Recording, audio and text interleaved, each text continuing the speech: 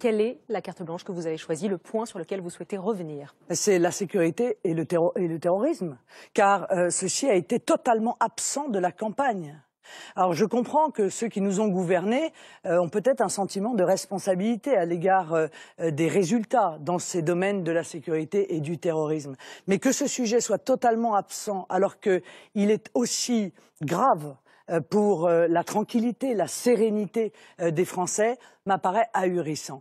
Je pense que rien n'a été fait. Je pense que d'un côté, sur l'insécurité, j'allais dire classique, eh bien, nous subissons les conséquences d'un laxisme qui n'a pas cessé depuis des années et auquel il faut mettre fin en remettant en œuvre des peines planchées, en construisant des places de prison, en mettant en place, pour les crimes les plus graves, la perpétuité réelle incompressible, en supprimant les remises automatiques de peine. Je veux que les victimes soient à nouveau considérées et que les voyous arrêtent d'avoir un sentiment d'impunité. Quant au terrorisme, qui est quand même un sujet majeur, que personne n'a abordé, sauf depuis 3 jours parce qu'il s'est réinvité dans la campagne.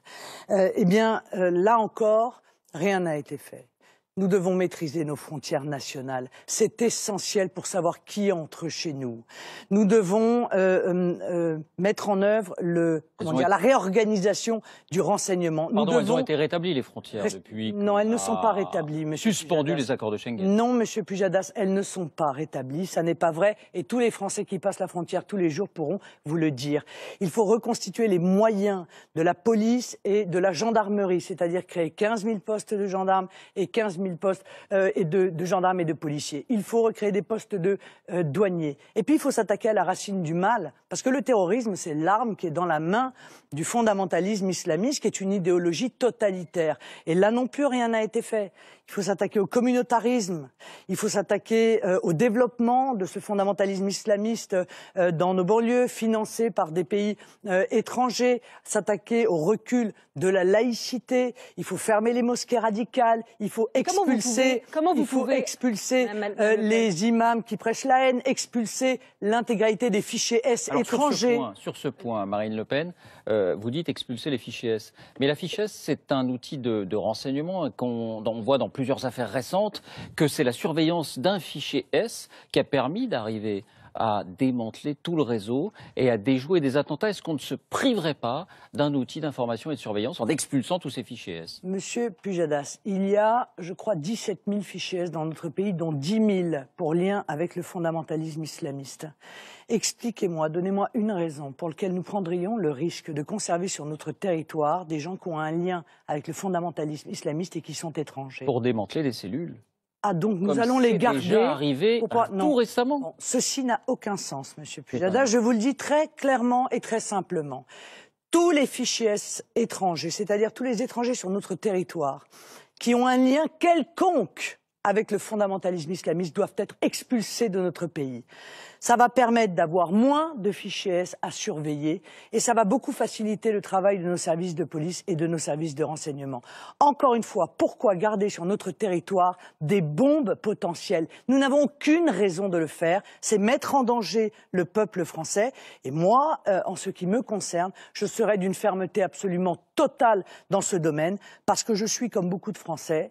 Je suis une mère, j'ai 3 enfants et je ne veux pas qu'à chaque fois qu'ils me disent qu'ils vont faire des courses à la Défense, avoir la boule au ventre en me disant que soit ils vont être agressés, soit ils risquent d'être victimes du futur attentat. Je ne le veux pas. Et je ne veux pas que les pères et les mères français vivent avec cette boule au ventre. Marine Le Pen, vous avez déclaré il y a 2 jours, il n'y aurait pas eu Mohamed Merah ni les terroristes du Bataclan avec moi. Comment vous pouvez être sûre de cela?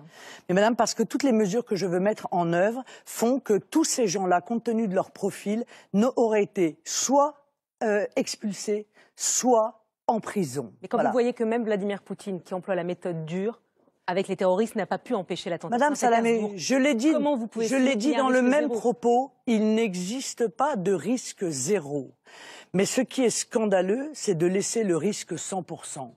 Parce qu'il n'existe pas de risque zéro, bien sûr, mais on ne peut pas, à la douleur de l'événement terroriste qui arrive, rajouter la honte de n'avoir pas fait tout ce qui est nécessaire pour l'avoir évité. Or, je me permets un exemple. Le terroriste de Nice était un étranger. qui avait été condamné pour un délit de droit commun. Il n'était pas fiché S. Eh bien, laissez-moi terminer ma phrase.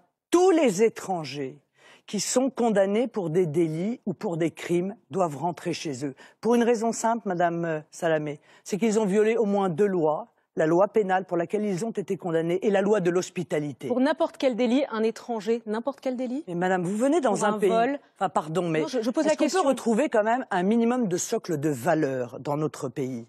Vous arrivez dans un pays pour y commettre un délit?